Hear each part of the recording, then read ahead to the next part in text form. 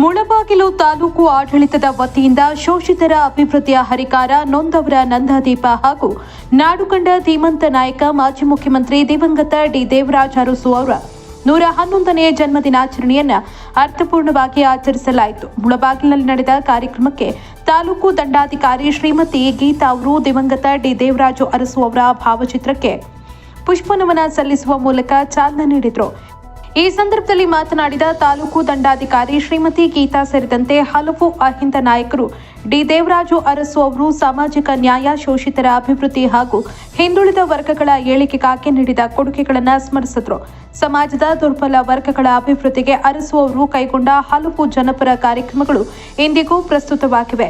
ಅವರ ಸಾಮಾಜಿಕ ನ್ಯಾಯದ ಪರಿಕಲ್ಪನೆ ಹಾಗೂ ಜನಪರ ಆಡಳಿತ ವ್ಯವಸ್ಥೆ ಮುಂದಿನ ಪೀಳಿಗೆಗೆ ಮಾದರಿಯಾಗಿದೆ ಅಂತ ಮುಖಂಡರು ಅಭಿಪ್ರಾಯಪಟ್ಟರು. ಕಾರ್ಯಕ್ರಮದಲ್ಲಿ ತಾಲೂಕು ಆಡಳಿತದ ಅಧಿಕಾರಿಗಳು, ಅಹಿಂದ ಮುಖಂಡರು, ವಿವಿಧ ಸಂಘಟನೆಗಳ ಪ್ರತಿನಿಧಿಗಳು ಹಾಗೂ ಸಾರ್ವಜನಿಕರು ಉಪಸ್ಥಿತರಿದ್ದರು.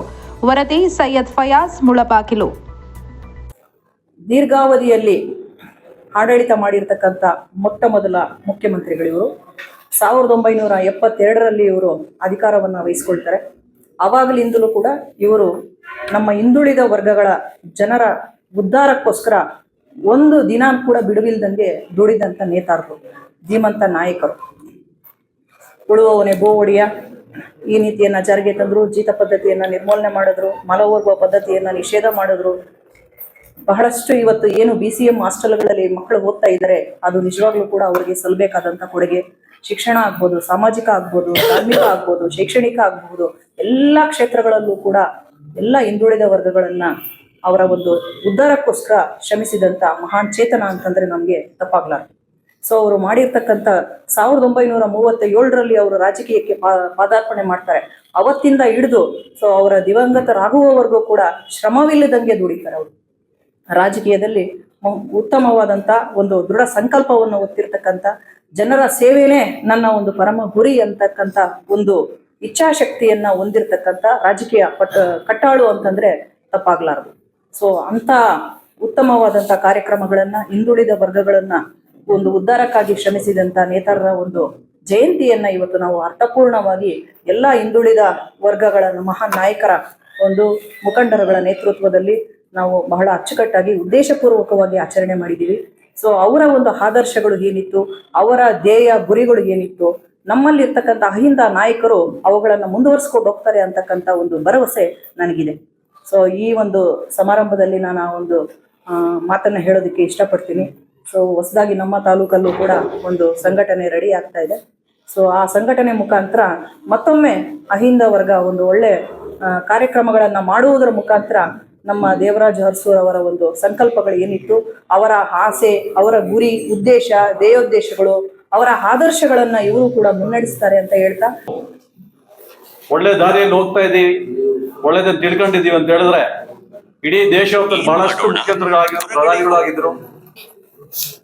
ಆದ್ರೆ ನಮ್ಮ ಎಸ್ಪೆಷಲ್ ಆಗಿ ನಮ್ಮ ಕರ್ನಾಟಕ ರಾಜ್ಯದಲ್ಲಿ ಆಗಿರ್ತಕ್ಕಂಥ ನಮ್ಮ ದೇವರಾಜ ಅರಸು ಅವರು ಭಾರತ ಸಂವಿಧಾನದ ಅಡಿಯಲ್ಲಿ ಬಾಬಾ ಸಾಹೇಬ್ ರಚಿಸಿದಂತ ಏನು ಸಂವಿಧಾನ ಇದೆ ಅದರ ನ್ಯೂನ್ಯತೆಗಳನ್ನು, ಪಾಲನೆಗಳನ್ನು ಮಾಡ್ಕೊಂಡು ಬಂದಿರ್ತಕ್ಕಂಥ ಏಕೈಕ್ಯತೆ, ನಾನು ಕಂಡಂತ ಏಕತೆ ವ್ಯಕ್ತಿ ಅಂತ ಹೇಳಿದ್ರೆ ಅದು ದೇವರಾಜ ಅರಸು ಸಾಹೇಬ್ ಮಾತ್ರ.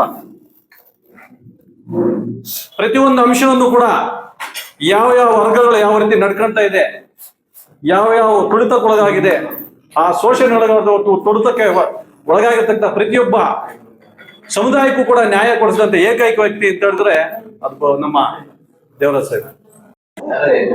ಅರಸರವರ ಜನ್ಮದಿನಾಚರಣೆ ಪ್ರಯುಕ್ತ ತುಂಬಾ ವೈಭವವಾಗಿ ಮಾಡಬೇಕಾಗಿರ್ತಕ್ಕಂಥ ಕಾರ್ಯಕ್ರಮ. ಆದ್ರೂ ಸರಳವಾಗಿದ್ರು ಕೂಡ ತುಂಬಾ ಈ ಕಾರ್ಯಕ್ರಮಕ್ಕೆ ಅರ್ಥ ಇದೆ, ಅರ್ಥಗರ್ಭಿತವಾಗಿರ್ತಕ್ಕಂಥ ಕಾರ್ಯಕ್ರಮಗಳು ಇವೆಲ್ಲ. ಯಾಕಂತ ಹೇಳಿದ್ರೆ ವ್ಯಕ್ತಿ ನಿರ್ಮಾಣವಾಗದೆ ದೇಶದ ನಿರ್ಮಾಣ ಸಾಧ್ಯವಿಲ್ಲ. ಯಾವತ್ತೂ ಕೂಡ ವ್ಯಕ್ತಿಗಳು ಯಾವ ರೀತಿ ನಿರ್ಮಾಣ ಆಗಬೇಕು ಈ ದೇಶದಲ್ಲಿ. ಈ ದೇಶ ಅಪಾರವಾದಂಥ ಒಂದು ಸಂಪದ್ಭರಿತವಾದಂಥ ರಾಷ್ಟ್ರ. ನಾವು ಈ ರಾಷ್ಟ್ರವನ್ನ ಸದಾ ಯಾವಾಗಲೂ ಕೂಡ ಈ ಭೂಮಿ ಮೇಲೆ ಕೊಂಡಾಡುವಂಥವ್ರು. ಇಹಪರದ ಮೇಲೆ ನಂಬಿಕೆ ಇಟ್ಟಿರ್ತಕ್ಕಂಥ ಜನ ಇಲ್ಲಿ ವಾಸ ಮಾಡುವಂಥ ಜನ. ಇಲ್ಲಿ ಧರ್ಮ, ಜಾತಿ ಅನ್ನೋ ಪ್ರಶ್ನೆ ಬರೋದಿಲ್ಲ. ಇದು ಹಿಂದೂ ಅಂತ ಹೇಳಿದ್ರೆ ಹಿಂದೂ ಅನ್ನೋದು ಒಂದು ಧರ್ಮ ಅಲ್ಲ, ಅದೊಂದು ನಿಜವಾದಂತ ಒಂದು ಆಚರಣೆ, ವಿಚಾರ, ನಮ್ಮ ಸಂಸ್ಕಾರ, ನಮ್ಮ ನುಡಿ ಇವೆಲ್ಲ ಸಂಬಂಧಪಟ್ಟದ್ದು. ಹರಿಜನ ಗಿರಿಜನ ವರ್ಗಗಳ ಬಗ್ಗೆ ತುಂಬಾ ಚಿಂತನೆಯನ್ನು ಮಾಡ್ತಾ ಇದ್ರು. ಹಲವಾರು ಚಿಂತನೆಗಳನ್ನು ಮಾಡಿ ಹಲವಾರು ಕಾರ್ಯಕ್ರಮಗಳನ್ನು ಹಲವಾರು ಯೋಜನೆಗಳನ್ನು ರೂಪಿಸ್ತಾರೆ.